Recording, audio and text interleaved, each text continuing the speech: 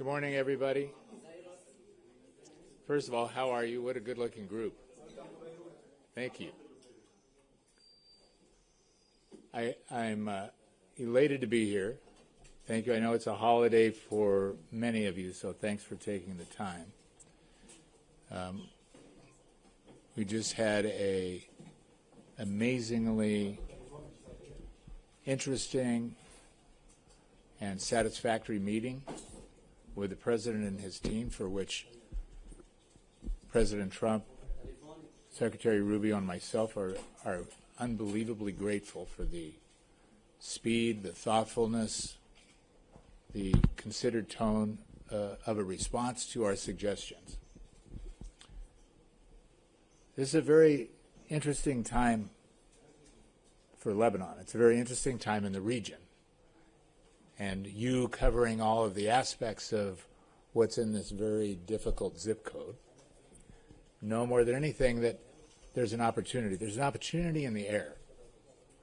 And nobody's better than the Lebanese at choosing these opportunities all over the world, right? We always talk about it, and I'm a product of that system. I'm saying you go anywhere in the world and there's a desert, you put one Lebanese in the middle of that desert and there'll be an oasis. But for some reason we can't do it at home, which is mind-boggling, right? But it's time. It's time that the region is changing. Everything is moving at warp speed. All of the countries around us are changing, are morphing. You have a President of the United States who has committed to saying that he has great respect for Lebanon, that he's behind it, and he wants to help in peace and prosperity. I don't think there's been that kind of remark since Dwight Eisenhower. Most of you weren't born in that era. So we're hopeful, we're grateful, and I'm here to answer any questions that you have. Yeah, Mr. Barrack, were you convinced by the Lebanese response concerning the disarmament of Hezbollah, and was it clear for you? Look, I'm grateful for the Lebanese response. Quite honestly, I got it 45 minutes ago. So it's thoughtful, it's considered. We're creating a go-forward plan. To create that, we need dialogue. What the government gave us was something spectacular. In a very short period of time, in a very complicated manner, I'm unbelievably satisfied with the response. Now what it takes is a parry and thrust to the details, which we're going to do. We're both committed to get to the details and get a resolution. So I'm hopeful. I'm very, very hopeful. The President put a great team on it. The entire government is behind that approach. Of course, the complexity of all of this is massive. But at the end of it, it's simple. Is everybody tired of what's gone on for the last 60 years? And I think the answer is absolutely yes. So to put all that aside and to say now we have a new architecture, but we have to grab it now. And everybody's going to have to give up something. But you give up something of a hope and expectation of an illusion of the adversarialness that we've had internally. We can handle the outside world right now. I mean, that's the opportunity, is all what we thought were enemy combatants or problems or troubles can subside. And you can get support from the world to do that. It has to start from within. And this is all of your challenge. You have asked Lebanon to get the chance offered today. There will be another chances for Lebanon, and how are you going to deal with the Hezbollah position who refused to hand in his arms to the Lebanese government? Well, the good news for the U.S. is we don't intend to deal with it. We intend for you to deal with it.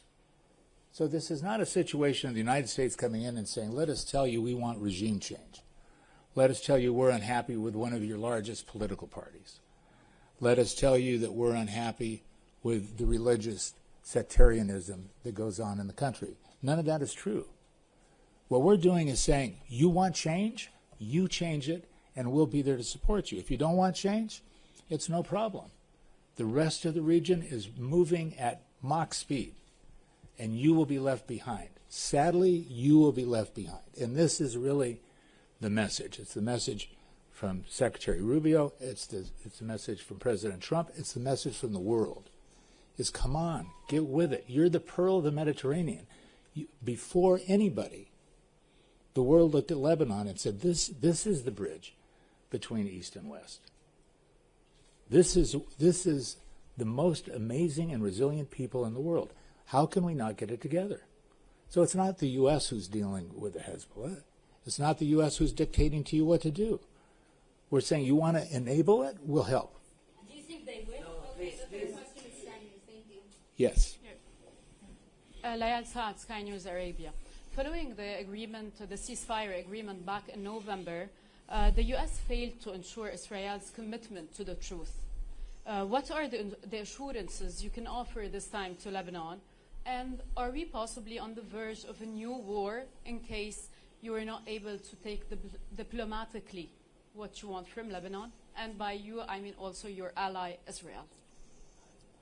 Wow, you packed that with so many things that I don't agree with. Yeah, I'm a good journalist. Yeah, you are. That was really good. Thank you. Starting with failure, right? So, and thanks for the question. I understand what you're saying, but I don't take responsibility for any of that because it wasn't a U.S. failure. There was never a U.S. security guarantor for Israel. There was a mechanism set up. You have a task force of UNIFIL, who is a provider of enforcement technique. And what happened is the specificity in that cessation of hostility agreement just wasn't sufficient. So neither side trusted each other. There was no security guarantor. There's a mechanism that had no ability to correct a default. So the mistrust between Israel, Hezbollah, LAF, all of the pieces just never came together because everybody was in such a hurry to get a transaction done that the headlines of the agreement were not sufficient for the details of what happened. So what your government is doing now is filling in those details. I'm not smart enough to answer all of those questions. I'm pretty sure you are. But what we did is went back and said, let's take lessons from the past. What are lessons from the past? We had a Taif agreement. Taif agreement was done before you were born. I actually went back and took the Taif agreement and went through line by line. It's almost exactly what we're talking about today. Exactly what we're talking about today. I said, how could this happen again? All of the same ingredients. We had a cessation of hostility agreement. Why did it not work? Lessons learned again. So we're taking all those lessons learned, but the reason I really have hope that this can happen at this moment is what's happening around us. We didn't have the opportunities that we have now. My belief is Israel wants peace with Lebanon. They do. How to get there is a challenge. Hezbollah is a political party. It also has a militant aspect to it. Hezbollah needs to see that there's a future for them, that road is not harnessed just solely against them, and that there's an intersection of peace and prosperity for them also. I think the desire that's coming out of our combined headlines of agreement is all that. So I don't think it's a failure of security guarantor. There was no security guarantor. I don't think the collapse of that agreement is the collapse of the interest in all parties wanting to make a deal, and on a regional basis of what happened in Iran, what's happening in Israel, what's happening in Syria. Syria is moving at Mach speed. Who could have ever imagined? Right? Did I answer that satisfactorily? Yes. There is any link between the affair of the Hezbollah and the next negotiation between U.S. and Iran? Zero.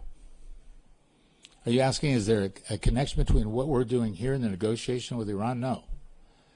The connection of what we're doing here is you. It's not the problem. Is not Iran. The problem is you cannot agree amongst yourselves. So we take the Sunnis, we take the Shias, we take the Maronites, we take the Druze, and you take the 150 sects within that.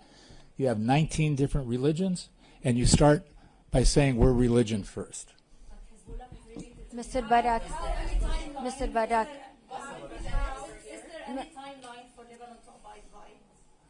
But Lebanon doesn't need to abide by. Lebanon is hurrying, trying to get to a formulation of what they need that we then as America can usher.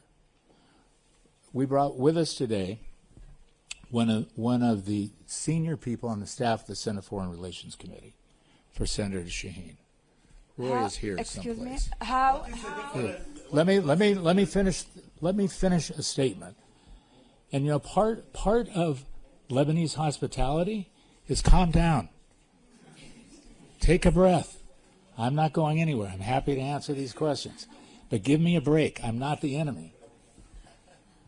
So the answer on all these things, the pieces of that puzzle, are really in the hands of the Lebanese government, which is complicated. Right? There's so many pieces of it. But until we get unanimity, there's nothing that America can do to usher that process through. That's all we're trying to do, is to usher it quickly while this region is recasting itself. First difference between American approach and Lebanese approach or Lebanese response. Well, it's a document. We had 15 points, which were all the things that you know. The Lebanese response was very responsible of some of the things that we missed, some of the clarifications of things that they feel that they need that are different from what we asked, but all within the ballpark of where we're trying to go. Is what's a resolution of all these things on a diplomatic basis, on an LAF basis, on a Council of Ministers basis? How do we blend all these? How do you bring back life to the South? How do you handle this issue with Israel? How do you get everybody to stand down and say, yes, we have trust and confidence, and there's some mechanism that's going to monitor this? How do you monitor it? And how do you pay for it? How and who will intervene if the Lebanese government fails to resolve the issue of Hezbollah's weapon? I'm sorry, could you repeat the question? How and who will intervene if the Lebanese government fails to resolve the issue of Hezbollah weapon? Well, today there's nobody who's going to intervene or resolve it. Look, Hezbollah, is Hezbollah a political party in Lebanon? Anybody? So what, do you think America or France or Great Britain are going to come in and resolve a political party in a sovereign country? It's not going to happen. That's your problem. You figure it out.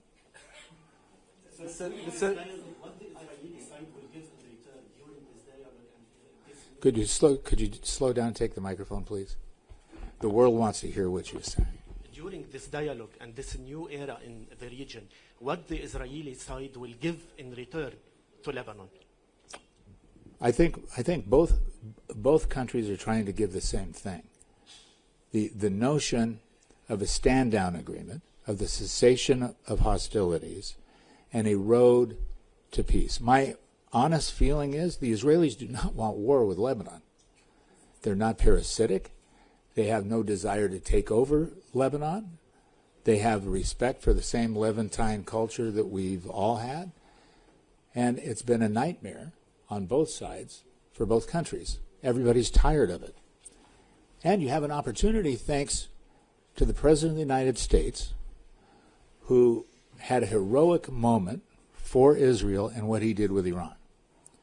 So you have Israel at a moment where they're listening to say, what can we now do in return to show the world that we are patient, that we also have an interest in our neighborhood softening the effect of it. And I think they're sincere at that. So I think that's what's happening. But the problem is a little bit different, right? Why is Syria is amazing? Because Syria went from absolute chaos in an afternoon to hope of the world standing behind Syria and starting to rebuild it. Why? Because it started from zero. What's the difficulty with Lebanon? Is it's not starting from zero. So how can you be left behind? You can't be left behind. And Syria is not parasitic either.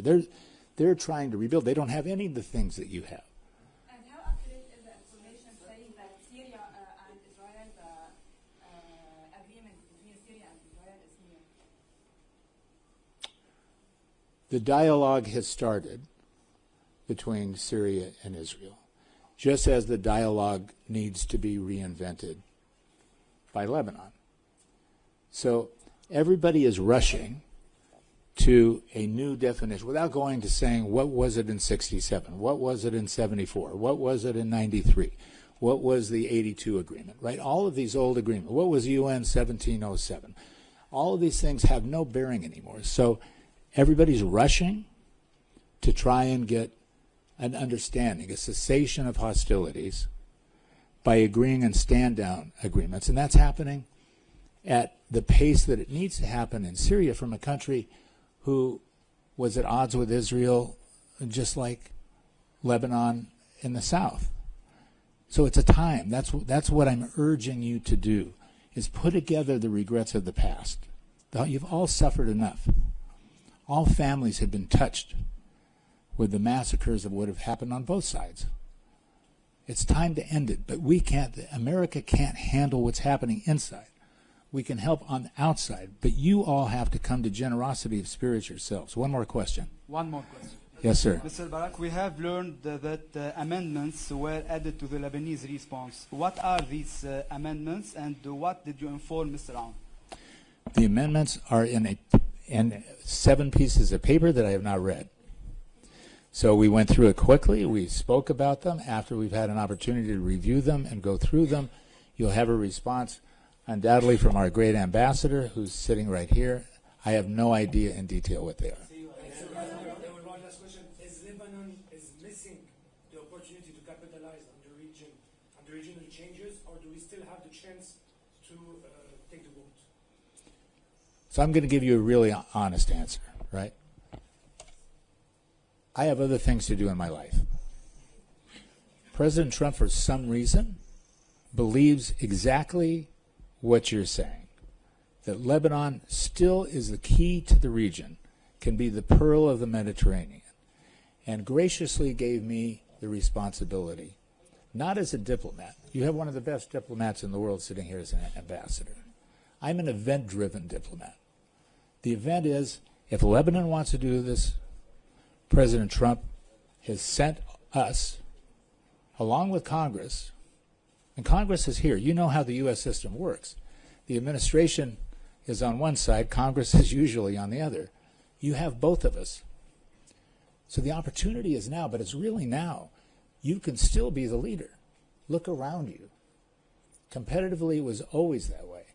And we missed it one time, right? We were the Switzerland of the Middle East until Dubai, which had nothing. It had clock towers. Abu Dhabi had the money. And Dubai, by capitalizing, just like now, on an event, said, aha, the Lebanese are at odds with themselves. We can provide security. What's the number one thing to get funds back? We talk about a Bank Resolution Act. We talk about a GAP Act. We talk about a central bank. None of it makes any difference if you don't have security. Nobody's going to come here if you're at war with each other. It's just not going to happen. As good as the clubs are, as great as the restaurants are, as beautiful as the women are, as handsome as the men are. So come on, get with it. Now is the time. You have the President of the United States who will make it happen, who's strong on courage. You've seen what he's done.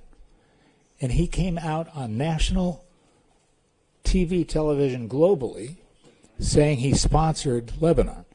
So he's strong on courage, he's short on patience. Of course, well, I was hoping you would let me stay here instead of telling me that. Honestly, I'm so dedicated to this process. Your president, the prime minister, the speaker, all dedicated to the process. It needs all of you to support a theme of saying Lebanon first. So thank you.